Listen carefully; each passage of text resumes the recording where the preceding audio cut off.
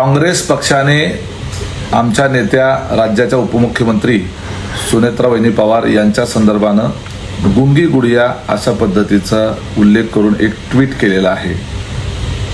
खरं तर गुंगी गुडिया अशा पद्धतीचा शब्दप्रयोग पहिल्यांदा देशाच्या माजी पंतप्रधान भारतरत्न इंदिरा गांधी यांच्या संदर्भानं यापूर्वी काँग्रेसच्या विरोधी पक्षात असलेल्या त्यावेळेच्या नेत्यांनी केलेला होता।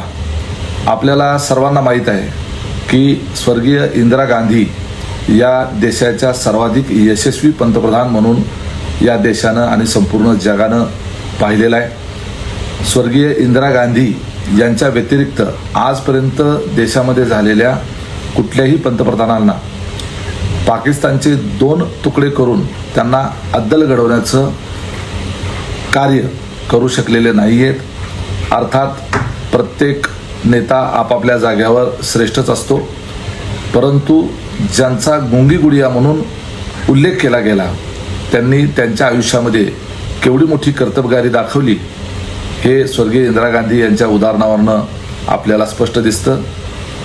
सुनेत्रावहिनी पवार यांच्यावर अजितदादांच्या अकाली निधनामुळं अचानक पक्षाच्या नेतृत्वाची आणि त्याचबरोबर राज्य सरकारमध्ये उपमुख्यमंत्री पदाची जबाबदारी आलेली आहे।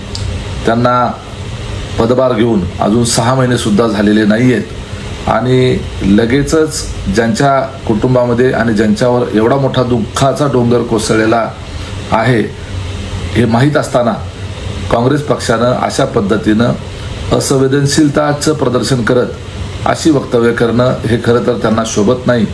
एक प्रकारे त्यांनी गुंगी गुडिया हे सुनेत्रावहिनींच्या संदर्भानं उल्लेख करून काँग्रेसच्या त्यांच्याच नेत्या असलेल्या इंदिरा गांधी यांची सुद्धा एक प्रकारे टिंगल केलेली आहे हे यातून दिसतं।